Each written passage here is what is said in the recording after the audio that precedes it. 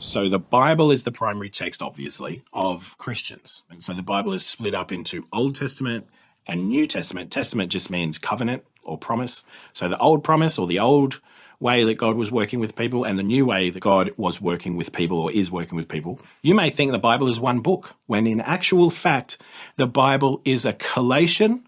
So there are 66 books in the Bible, and they are independent writings. They have these big numbers that are called chapters, and the little numbers in the text, they're called verses. So that's how you can find something that someone's talking about, like John 3:16 or Genesis 3:15 or something like that. The Bible records God's interaction with human beings over time, over generations, over thousands of years.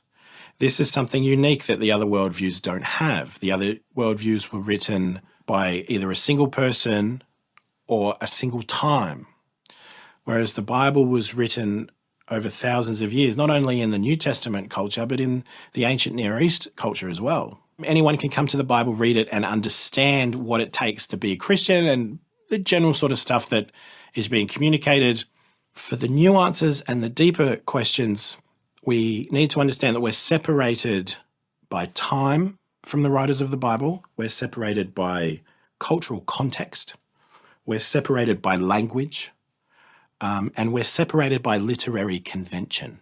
Now, what I mean by that is when you set up to write a email or a letter, you'll say, "Dear such and such," and then you write the body of the letter and you'll say, "Regards," and your name. That's a convention. That is a structural convention. The structural conventions in the Bible over the couple of thousand years over which it was written, they're different. So whenever you see capital L, capital O, capital R, capital D in a Bible, that's a convention to be like the special name of God, the Yahweh, or the I Am.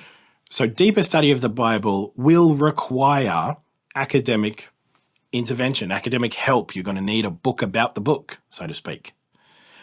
Just simply reading it for yourself, you're going to miss a lot of things and you run the risk of misinterpreting. It's not good enough to bring this world into the Bible and enforce those assumptions and cultures and language conventions onto the Bible. You're going to make mistakes.